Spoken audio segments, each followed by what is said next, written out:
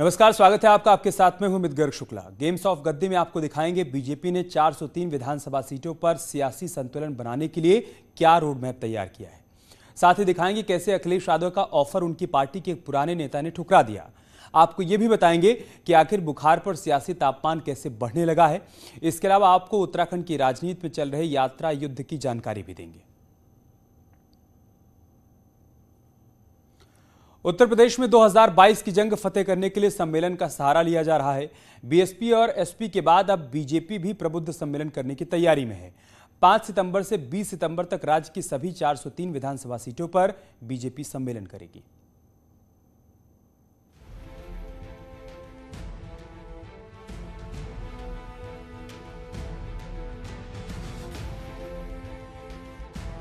उत्तर प्रदेश में चुनाव से पहले सियासी जमीन मजबूत करने के लिए बीजेपी ने कसरत तेज कर दी है। इसके लिए 5 सितंबर से प्रबुद्ध वर्ग सम्मेलन की शुरुआत होगी। सीएम योगी वाराणसी से सम्मेलन का आगाज करेंगे। इसके अलावा तमाम बड़े नेता भी राज्य के अलग अलग जिलों में जाएंगे और प्रबुद्ध वर्ग के साथ संवाद करेंगे। सभी 403 विधानसभाओं में इस प्रकार के कार्यक्रम होंगे और ये 5 तारीख से शुरू होकर 20 सितंबर तक ये कार्यक्रम सभी संपन्न हो जाएंगे। और 5 तारीख को हम लोग एक साथ सभी जितने भी हमारे महानगर केंद्र हैं, सभी महानगर केंद्रों में ये कार्यक्रम एक साथ में हो रहे हैं। और इसका शुभारंभ मुख्यमंत्री जी स्वयं बनारस से, प्रदेश अध्यक्ष जी अयोध्या से, मणिवंशल जी हमारे लखनऊ, केशव जी जो अपना कानपुर और प्रयाग में राधा मोहन जी रहेंगे। बीजेपी पूरी रणनीति के साथ 5 से 20 सितंबर तक सम्मेलन करेगी। राज्य की सभी 403 विधानसभा सीटों पर नेता जाएंगे और लोगों से बात करेंगे। इस सम्मेलन का मकसद जमीन पर पार्टी की तैयारियों को परखना, जनता का मिजाज भांपना और चुनावी माहौल बनाना है। इसके साथ बीजेपी अपनी सरकार की उपलब्धियों को जनता के सामने रखेगी। भाजपा किसी प्रकार का कोई जाति का कार्यक्रम नहीं कर रहे। हर समाज में, हर जाति में प्रबुद्ध लोग होते हैं और अब मैंने कोई डॉक्टर है, अब कोई डॉक्टर वो किसी भी जाति का हो सकता है, वो तो प्रबुद्ध है। कोई बड़े वकील हैं, प्रबुद्ध हैं, किसी भी जाति के हो सकते हैं। तो हम लोग केवल प्रबुद्ध लोगों तक अपनी बात पहुंचाना, अपने सरकार के कार्यक्रम पहुंचाना जो हमने लोगों ने अब तक किया है, और आज के परिवेश में भारतीय जनता पार्टी क्यों जरूरी है, ये सारे विषय लेकर हमारे वक्ता लोग प्रबुद्ध लोगों के बीच में जाएंगे।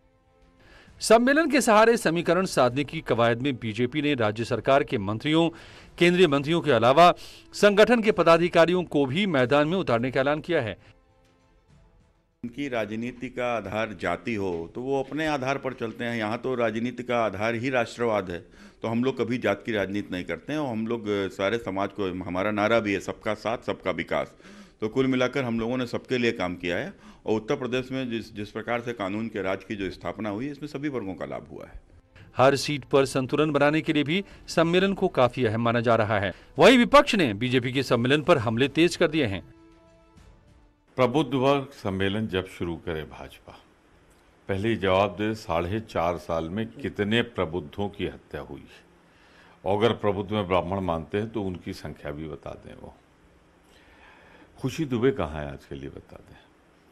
2 दिन पहले जिसकी शादी हुई थी उसका गुनाह क्या है, उसकी जमानत तक नहीं हुई। हमें ये ना समझाएं। भारतीय जनता पार्टी की सरकार में जिस तरह से उत्तर प्रदेश के लोगों को दर्द मिला है, चाहे कोविड काल हो, चाहे यहाँ पे बच्चों की मौतें हो रही है, जिस तरह से चारों तरफ बच्चों की मौतें हो रही है मस्तिष्क ज्वर से और कोविड से, उत्तर प्रदेश की जनता 2022 के चुनाव में भारतीय जनता पार्टी को वोट के माध्यम से ऐसा करारा तमाचा मारेगी कि भारतीय जनता पार्टी को इसकी गूंज वर्षों तक याद रहेगी। चुनाव से पहले संग्राम छिड़ चुका है। बीएसपी और समाजवादी पार्टी के बाद बीजेपी भी सम्मेलनों के सहारे चुनाव अभियान को धार देने में जुट गई है। सबका मकसद सत्ता हासिल करना है, मगर कामयाबी किसे मिलेगी ये राज्य की जनता को तय करना है। इसलिए हर दल जनता का दिल जीतने के लिए अपनी अपनी रणनीति के साथ मैदान में है। Bureau report, news 18। दरअसल प्रबुद्ध सम्मेलन के जरिए बीजेपी समाज के हर तबके को साथ लाने का दावा कर रही है। इसके लिए बड़े नेताओं को अलग अलग जगहों की जिम्मेदारी सौंपी गई है। 5 सितंबर को सीएम योगी आदित्यनाथ वाराणसी से सम्मेलन का आगाज करने वाले हैं। डिप्टी सीएम केशव प्रसाद मौर्य की बात करें तो कानपुर में प्रबुद्ध सम्मेलन करेंगे। प्रदेश अध्यक्ष स्वतंत्र देव सिंह अयोध्या में सम्मेलन करेंगे, जबकि प्रदेश प्रभारी राधा मोहन सिंह प्रयागराज पहुंचेंगे। केंद्रीय मंत्री वीके सिंह मेरठ, संजीव बालियान गाजियाबाद और पंकज चौधरी गोरखपुर में प्रबुद्ध सम्मेलन करते हुए नजर आएंगे। इसके अलावा केंद्रीय मंत्री अजय मिश्रा शाहजहांपुर, कौशल किशोर नोएडा और साध्वी निरंजन ज्योति झांसी में सम्मेलन करती हुई नजर आएंगी। इसके अलावा पार्टी के राष्ट्रीय उपाध्यक्ष और सांसद रेखा वर्मा चित्रकूट में, जबकि राष्ट्रीय मंत्री विनोद सोनकर आगरा में प्रबुद्ध सम्मेलन में शिरकत करेंगे। बीजेपी सम्मेलन के सहारे अपनी सत्ता कायम रखने का रास्ता बनाना चाहती है, तो एनडीए की सहयोगी जेडीयू भी अब उत्तर प्रदेश में चुनाव लड़ने में दिलचस्पी दिखाने लगी है। जेडीयू फिलहाल बिहार वाली दोस्ती यूपी में भी होने की उम्मीद कर रही है। जेडीयू के नेता केसी त्यागी ने दावा किया है कि यूपी में बीजेपी के साथ गठबंधन को लेकर तमाम बड़े नेताओं से बात भी हो चुकी है और किसी ने भी इनकार नहीं किया है। केसी त्यागी ने यह भी कहा है कि अगर गठबंधन पर सहमति नहीं बनी तो जेडीयू उत्तर प्रदेश में अकेले चुनाव लड़ने के लिए भी तैयार है। नहीं, मैं नकारात्मक होकर के सोचना नहीं चाहता। हमें आशा है कि भारतीय जनता पार्टी का और हमारा गठबंधन होगा। दुर्भाग्यपूर्ण परिस्थिति में अगर गठबंधन नहीं होता है तो हम सीटें चिन्हित करके काफ़ी सीटों पर चुनाव लड़ने का इच्छा और इरादा रखती। अखिलेश यादव यूपी में 400 सीट जीतने का दावा कर रहे हैं और इसके लिए हर मोर्चे पर रणनीति भी तैयार कर रहे हैं, लेकिन उनकी पार्टी के पुराने नेता नरेश अग्रवाल ने वापसी का ऑफर फिलहाल नामंजूर कर दिया है।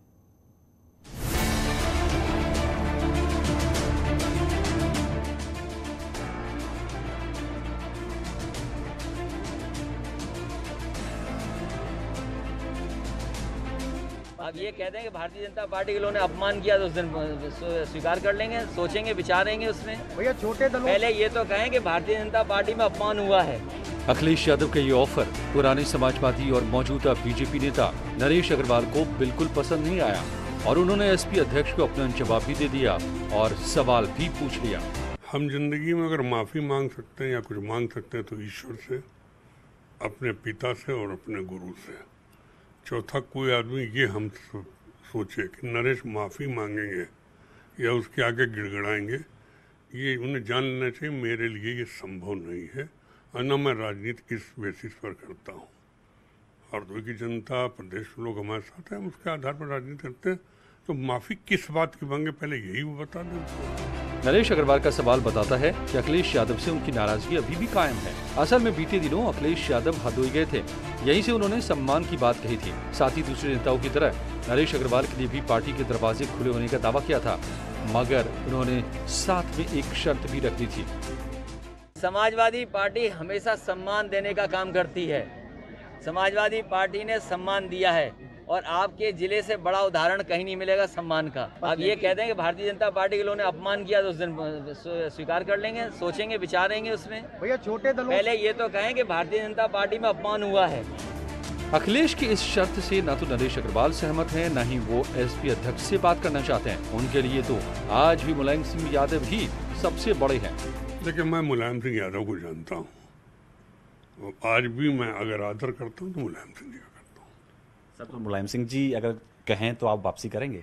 मेरा ख्याल मुलायम सिंह जी कहेंगे भी नहीं, वो जानते मेरी जिद को, मेरे तौर तरीके को। मुझे उम्मीद है वो ऐसा कोई प्रश्न नहीं करेंगे। नरेश अग्रवाल समाजवादी पार्टी छोड़कर बीजेपी में शामिल हुए थे। अब चुनाव करीब है तो एक बार फिर सियासी अटकलों का बाजार गर्म है। सियासत वैसे भी संभावनाओं का खेल है और इसमें कोई ना तो स्थायी दोस्त होता है और ना ही स्थायी दुश्मन। ऐसे में अखिलेश का ऑफर और नरेश की नाराजगी का आगे क्या होगा, इस पर अभी सिर्फ कयास ही लगाए जा सकते हैं। Bureau report, news 18। फिरोजाबाद और मथुरा में बुखार के कहर से 50 से ज्यादा लोगों की मौत हो चुकी है। इस मसले पर भी सियासत हावी होने लगी है। विपक्ष ने बेहतर स्वास्थ्य व्यवस्था के सरकारी दावों पर सवाल उठाए हैं और साथ ही सरकार पर कोरोना से भी सबक नहीं लेने का आरोप लगाया। कांग्रेस महासचिव प्रियंका गांधी ने भी सरकार पर हमला बोला है। वहीं सरकार ने तमाम आरोपों को खारिज किया है और स्वास्थ्य सेवाओं को सुधारने का दावा भी किया है।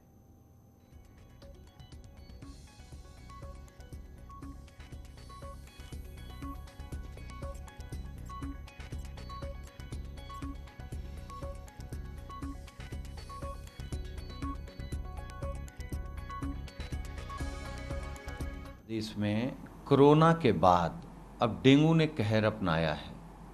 न कोरोना में कोई व्यवस्था थी, न डेंगू में कोई व्यवस्था है, तो सरकार आखिर कर क्या रही है? मौतों के बाद मौतों के आंकड़े छिपा करके सरकार केवल गाल बजाती है। योगी जी ने तो कहीं कहा था कि उत्तर प्रदेश से माफिया और मच्छर दोनों खत्म हो गए। तो मच्छर तबाह किए हैं, लोगों का घर उजाड़ रहे हैं और माफिया सरकार चला रहे हैं। यही सच है उत्तर प्रदेश का। तो जो बातें दोनों में आ रही है कि उसमें स्क्रब टाइफस नाम का एक बीमारी है, लेप्टोसाइरोसिस करके एक बीमारी है, और इसके भी केसेस आ रहे हैं। तो कुल मिला के जो इधर माननीय मुख्यमंत्री के निर्देशन में स्वयं उनके फिरोजाबाद जाने के बाद कुछ टीम गठित की गई है। हमारे यहाँ से कुछ गतिविधियाँ बढ़ी हैं। यहाँ रुक रहे हैं छोटे से ब्रेक के लिए, जल्द लौटेंगे कुछ और खबरों के साथ।